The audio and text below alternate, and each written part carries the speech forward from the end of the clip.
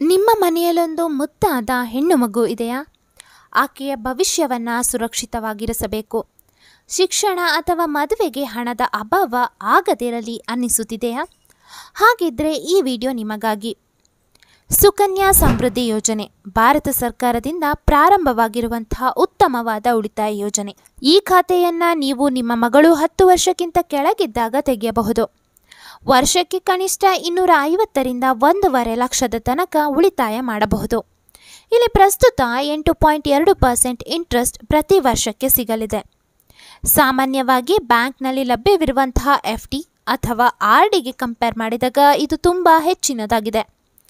ಈ ಖಾತೆ 21 ವರ್ಷಗಳ ನಂತರ ಅಥವಾ ಮಗಳು 18 ವರ್ಷದ ನಂತರ ಮದುವೆಯಾದ ಸಂದರ್ಭದಲ್ಲಿ ಮೆಚುರಿಟಿ ಆಗುತ್ತದೆ. ಅಂದರೆ 21ನೇ ವರ್ಷಕ್ಕೆ ಅಥವಾ ಮಗಳು 18 ವರ್ಷದ ನಂತರ ಮದುವೆಯಾದ ಸಮಯದಲ್ಲಿ ನೀವು ಉಳಿತಾಯ ಮಾಡಿದ ಹಣ ಮತ್ತು ಬಡ್ಡಿಯೊಂದಿಗೆ ಹಿಂಪಡೆಯಬಹುದು. ಆದ್ದರಿಂದ ಇದು ನಿಮ್ಮ ಮಗಳಿಗೆ ಭದ್ರ ಭವಿಷ್ಯವನ್ನು ಕಟ್ಟಿಕೊಡುವಂತಹ ಉತ್ತಮವಾದ ಆಯ್ಕೆ. ಹಾಗಾದರೆ ನಾವು ಪ್ರತಿ ತಿಂಗಳು 1000 ರೂಪಾಯಿಯನ್ನು ಸುಕನ್ಯಾ ಸಮೃದ್ಧಿ ಖಾತೆಯಲ್ಲಿ ಡೆಪಾಸಿಟ್ ಮಾಡುತ್ತಾ ಬಂದಲ್ಲಿ ಮೆಚುರಿಟಿಯ ವೇಳೆಗೆ ಎಷ್ಟು ಸಿಗಬಹುದು? ಈಗ ನಿಮ್ಮ ಮಗಳ ವಯಸ್ಸು 1 ವರ್ಷ. ಖಾತೆ ತೆರೆದ 21ನೇ ವರ್ಷಕ್ಕೆ ಮೆಚುರಿಟಿ ಹೊಂದುತ್ತದೆ. ನೀವು ತಿಂಗಳಿಗೆ 1000 ರೂಪಾಯಿಯಂತೆ ವರ್ಷಕ್ಕೆ 12,000 ಡೆಪಾಸಿಟ್ ಮಾಡುತ್ತೀರಾ. ನೀವು 21ನೇ ವರ್ಷದಲ್ಲಿ ಉಳಿತಾಯ ಮಾಡಿದ ಹಣ 1,80,000. ಆದರೆ ಇಲ್ಲಿ ಗಳಿಸಿದ ಬಡ್ಡಿ 3,74,206 ರೂಪಾಯಿ. 8.2% ಬಡ್ಡಿ ಪ್ರಸ್ತುತ ಇಲ್ಲಿ ಸಿಗುತ್ತದೆ. ಮೆಚುರಿಟಿಯ ಸಮಯದಲ್ಲಿ ಅಂದರೆ 2042ನೇ ಇಸ್ವಿಯಲ್ಲಿ 5,54,206 ರೂಪಾಯಿಯನ್ನು ಪಡೆಯಬಹುದು. ಇಲ್ಲಿ ನಾನು 1000 ರೂಪಾಯಿಯಂತೆ ತಿಂಗಳ ಉಳಿತಾಯ ಎಂದು ಭಾವಿಸಿದ್ದೇನೆ. ನೀವು 250ರಿಂದ 1.5 ಲಕ್ಷದವರೆಗೆ ಎಷ್ಟಾದರೂ ಹಾಕಬಹುದು. ಇದು ಭಾರತ ಸರ್ಕಾರದಿಂದ ಜಾರಿಯಲ್ಲಿರುವಂತಹ ಯೋಜನೆ.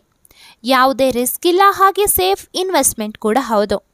8.2% ಬಡ್ಡಿಯಲ್ಲಿ ಹಣ ಡಬಲ್ ಆಗುತ್ತಾ ಹೋಗುತ್ತದೆ. 8.2% ಈಗಿರುವ ಬಡ್ಡಿಯ ದರ.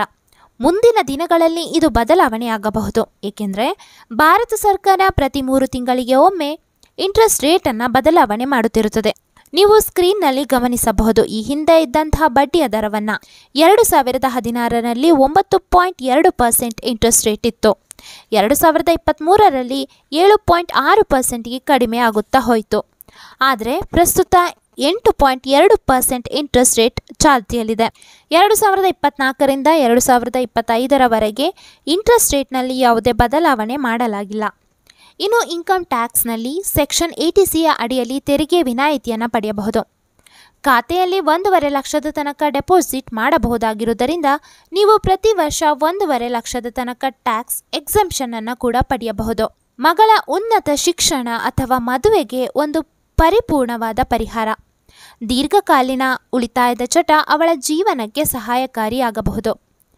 ಯಾವುದ್ಯಾವುದೋ ದುಶ್ಚಟಗಳಿಗೆ ಬಲಿಯಾಗಿ ಜೀವನವನ್ನು ಹಾಳು ಮಾಡಿಕೊಳ್ಳುವ ಬದಲು ಚಿಕ್ಕ ಪ್ರಮಾಣದಲ್ಲಿ ಹಣ ಉಳಿತಾಯ ಮಾಡುವ ಚಟವನ್ನು ಬೆಳೆಸಿಕೊಳ್ಳಿ. ಈ ಚಟದಿಂದ ನಿಮ್ಮ ಜೀವನ ಸುಂದರ ಹಾಗೆ ಸುಖಮಯವಾಗಲಿದೆ. ನಿಮ್ಮ ಮಗಳು 10 ವರ್ಷಕ್ಕಿಂತ ಕೆಳಗಿದ್ದಲ್ಲಿ ಇನ್ನೂ ಸಮಯವಿದೆ. ನೀವು ಹತ್ತಿರದ ಪಬ್ಲಿಕ್ ಸೆಕ್ಟರ್ ಬ್ಯಾಂಕ್ ಅಥವಾ ಪೋಸ್ಟ್ ಆಫೀಸ್ಗೆ ಹೋಗಿ ಸುಕನ್ಯಾ ಸಮೃದ್ಧಿ ಖಾತೆಯನ್ನು ತೆರೆದು ಭವಿಷ್ಯಕ್ಕಾಗಿ ಒಳ್ಳೆಯ ಬಂಡವಾಳವನ್ನು ಸಿದ್ಧಪಡಿಸಿ. ಇಂದು ಉಳಿತಾಯ ಮಾಡಿ ನಾಳೆ ಮಗಳ ಕನಸನ್ನು ನನಸು ಮಾಡಿ. ಇನ್ನು ಅಕೌಂಟ್ ಓಪನ್ ಮಾಡಿದ ನಂತರ ಅಕೌಂಟ್ ಓಪನ್ ಮಾಡಿದ ವ್ಯಕ್ತಿ ಮರಣ ಹೊಂದಿದಲ್ಲಿ ಏನು ಮಾಡಬೇಕು ಎಂಬ ಪ್ರಶ್ನೆ ಉಂಟಾಗಬಹುದು. ಇಂತಹ ಸಂದರ್ಭದಲ್ಲಿ ಅಕೌಂಟ್ ಕ್ಲೋಸ್ ಮಾಡಿ ಹಣವನ್ನು ಹಿಂಪಡೆಯಬಹುದು. ಸಾಮಾನ್ಯವಾಗಿ ಸೇವಿಂಗ್ ಅಕೌಂಟ್ನ ಇಂಟ್ರೆಸ್ಟ್ ರೇಟ್ ಇಲ್ಲಿ ಕ್ಯಾಲ್ಕುಲೇಟ್ ಆಗುತ್ತದೆ ಅಥವಾ ಅಕೌಂಟನ್ನು ಮುಂದುವರಿಸಿಕೊಂಡು ಕೂಡ ಹೋಗಬಹುದು. ಇನ್ನು ಮಗು ಮರಣ ಹೊಂದಿದಲ್ಲಿ ಅಕೌಂಟ್ ಮುಂದುವರಿಸುವಂತಿಲ್ಲ, ಬದಲಿಗೆ ಪೂರ್ತಿ ಹಣವನ್ನು ಹಿಂಪಡೆಯಬೇಕು. ಸುಕನ್ಯಾ ಸಮೃದ್ಧಿ ಖಾತೆಯನ್ನು ಒಂದು ಕುಟುಂಬದ 2 ಹೆಣ್ಣು ಮಕ್ಕಳ ಹೆಸರಿನಲ್ಲಿ ಮಾತ್ರ ಓಪನ್ ಮಾಡಬಹುದು. ಈ ಯೋಜನೆಯ ಬಗ್ಗೆ ಇನ್ನಷ್ಟು ಮಾಹಿತಿ ಬೇಕಿದ್ದಲ್ಲಿ ಕಮೆಂಟ್ ಮಾಡಿ ತಿಳಿಸಿ. ಹಾಗೆ ಈ ಮಾಹಿತಿ ಇಷ್ಟವಾಗಿದ್ದಲ್ಲಿ ಲೈಕ್ ಮಾಡಿ, ಹಾಗೆ ಚಾನಲನ್ನು ಸಬ್ಸ್ಕ್ರೈಬ್ ಮಾಡಿ. ಧನ್ಯವಾದಗಳು.